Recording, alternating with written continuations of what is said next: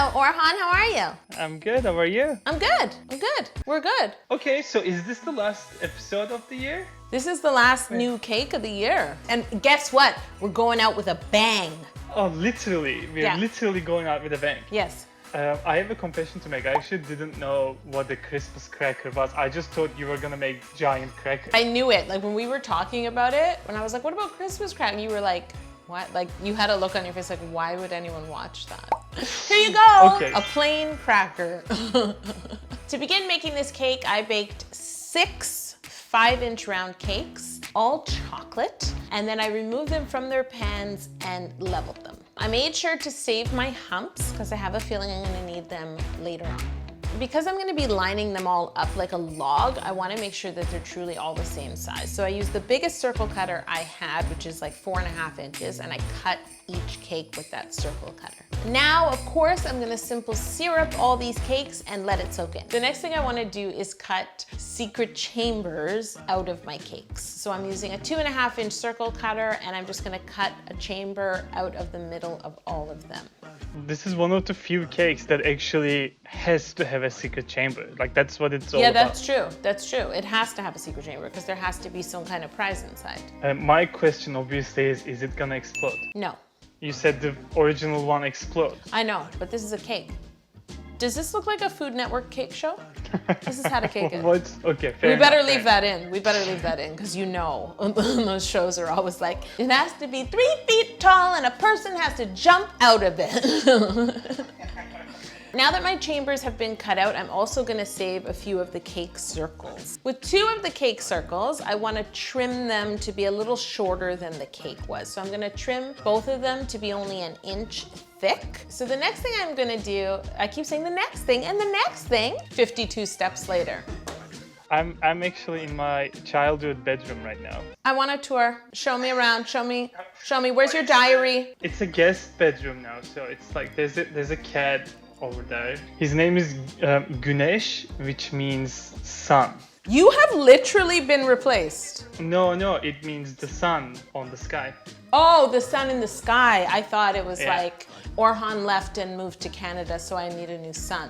But that's weird because you don't like the sun. Do you like that cat? No. Now I want to build this cake as 2 separate cakes for now. So the first thing I'm gonna do is put down a cake layer, put in that shorter circle, almost like a cork, and then I'm going to spread some Italian Meringue Buttercream on the top surface, add another cake with a secret chamber, and then I'm going to make sure to keep the chamber clean inside, and then one more time, another cake. And then I'm gonna repeat this. So now I have 2 cakes, each with a stopper on the bottom, and each one is 3 layers high. So are they gonna like...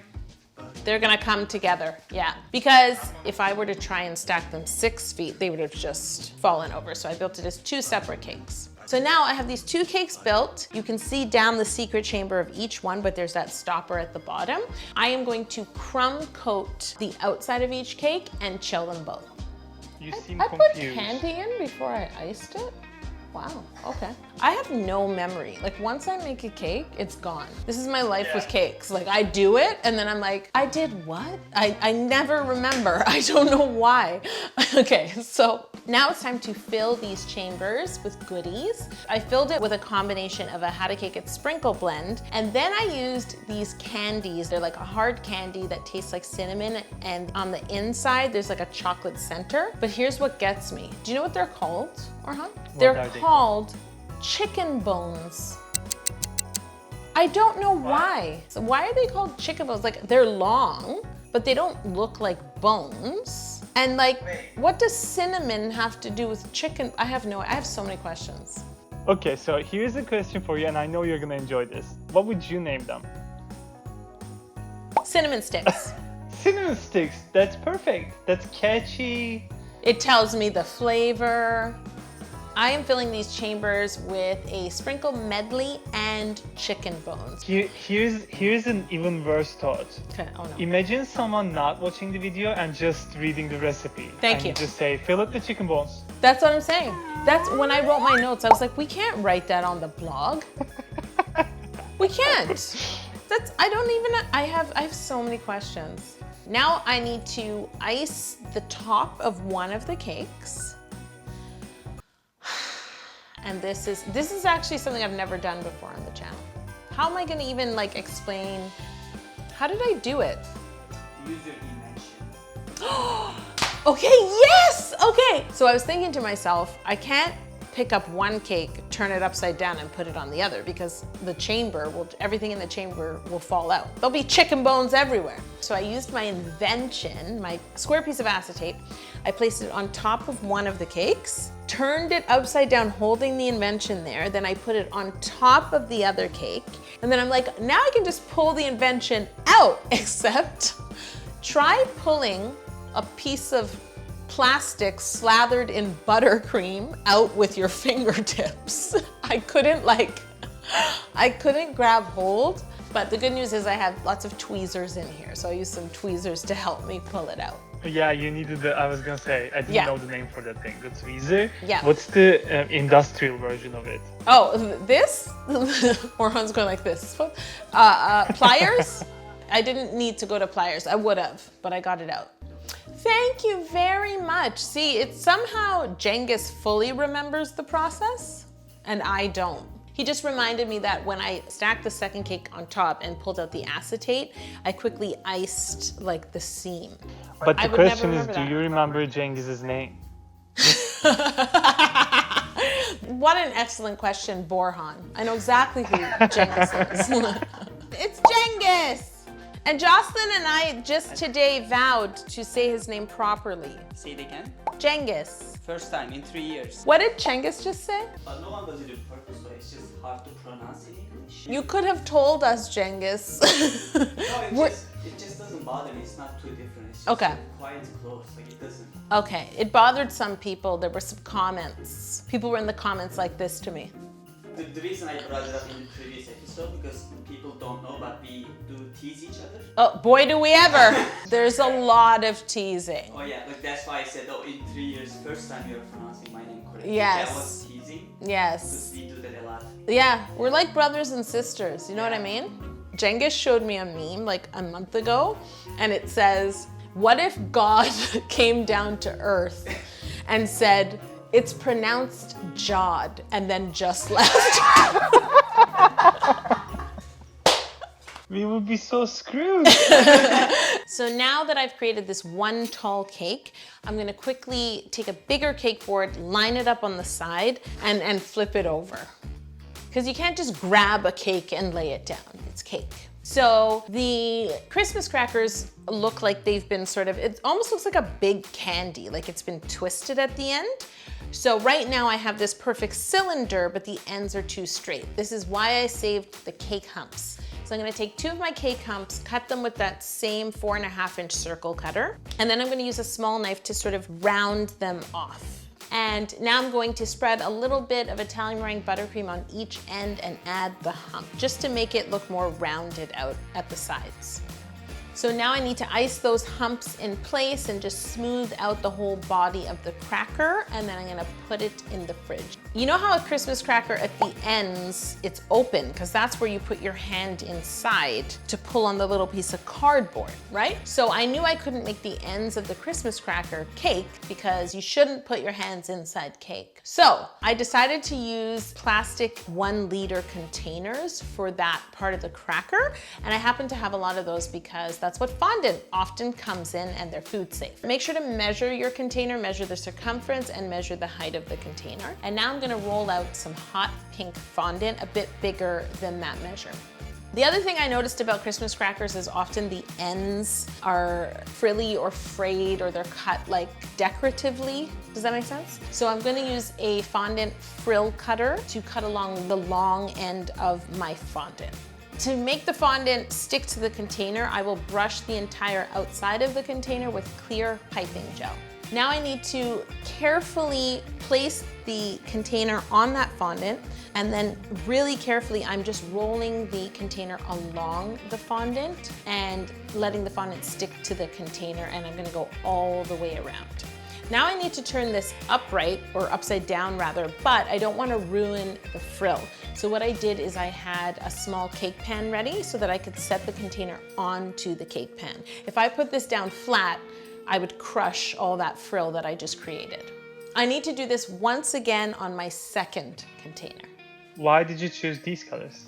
Usually they're really traditional. So Helena went all over the place looking for Christmas crackers and they were all like red, white, and green. And because I had made my giant Christmas cupcake in those traditional colors, I wanted to make the Christmas crackers in non-traditional colors. I wanted it to be more to how to cake it. So I had made my decision about what I wanted to use, and then we couldn't find any Christmas crackers to match. So we just ended up getting like the most neutral set. It's like a wedding where you don't want the bridesmaids wear ugly things so they don't upstage the bride.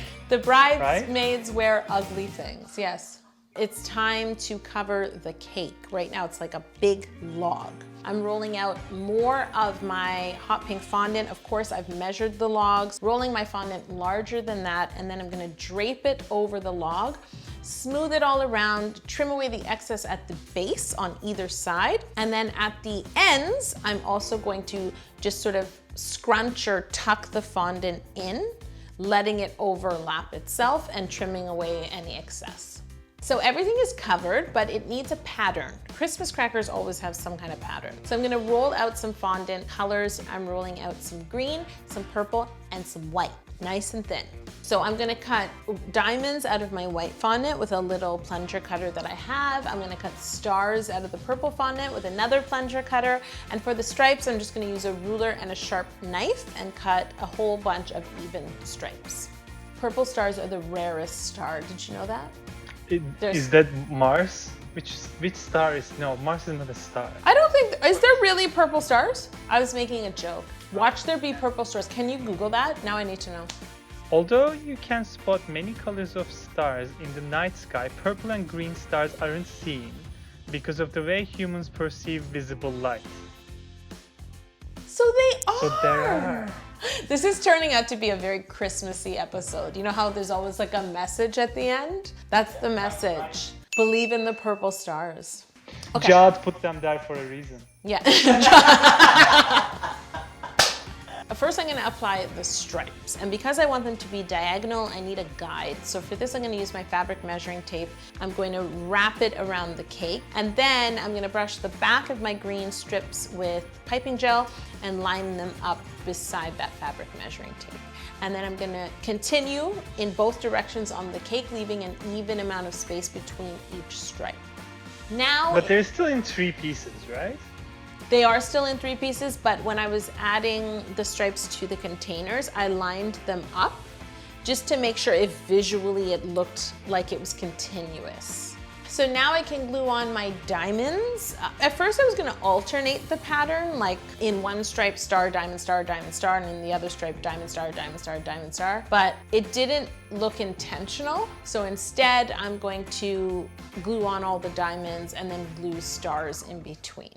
We need like a little more decoration, okay? Because normally there's like a ribbon where the cracker is twisted between. So for the ribbon, I'm going to roll out some gum paste. All you do is cut some strips all to an even width and an even length, and then you pinch each end of the strip and fold it over and allow it to dry on the side so that you can create that opening just like a ribbon loop. So once they're dry, I'm gonna paint them with a mixture of pearl luster dust and clear food grade alcohol. It doesn't look drastic, like this doesn't create a drastic change, but it does soften the white of the gum paste and it kind of makes it appear like it's more satin than flat. So I like it. I still don't understand where these things come into play in the Christmas traditions. I don't understand it at all. I've never seen it in a movie, so I You've need more never seen information. the Christmas cracker story? Imagine. Sorry. I don't really get it either. It's one of those things that like, it sounds more fun than it is. It's like a tradition, you put it on the dinner table and inside there's usually little prizes and a tissue paper crown. And then you pull on it with another person. And normally when you open it, snaps, it makes a sound. And then you get a prize. That would really scare the cats. It would. Why are you smiling about that thought? The other thing I want to make to dress up this Christmas cracker is bells, little bells. So I rolled some yellow fondant into balls, and then I use a knife to mark like a cross in it, and then I use a pointed sculpting tool or a cell stick to indent the end of each line and allow those to dry. And once they're dry, I painted them gold. It's Christmas. It's completely appropriate and it doesn't have anything to do with me.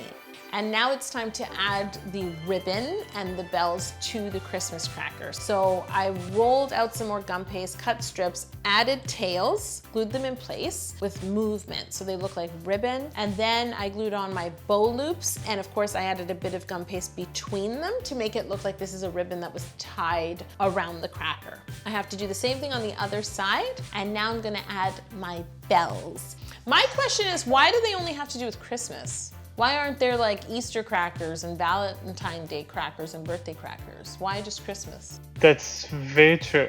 Could you imagine there were Valentine's Day crackers? I'm telling you, you know how many women would be proposed to with a cracker? That's true, and very cheesy, but it will work. There's someone out there who's really sad that you just said that, because I guarantee you there's been a Christmas table proposal with a Christmas cracker. Before I cut this Christmas cracker cake, are you one of those people who waited till the last minute to do your Christmas shopping? If you're one of those people, I have some good news for you. You can get the baker in your life a live baking tutorial. We have a whole bunch of Bake You Happy classes available on the website. There's no shipping fee, there's no delays, and it's an amazing experience that you can give to somebody. Learn baking techniques from me or one of our incredible artists in a 2-hour baking tutorial. Our new 2021 Bake You Happy lineup is live now on the website. 2021. Aren't you glad that 2020 is done now? Yes, I've never been happier actually. Never been happier. Check out the link in the description below for all the details.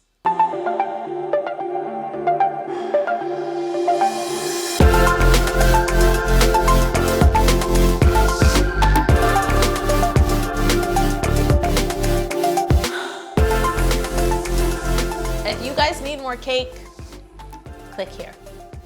Next year I'm making a pile of dirty dishes, and I'm gonna make also crumpled up wrapping paper, like the disaster after you open gifts. This is what I'm gonna do.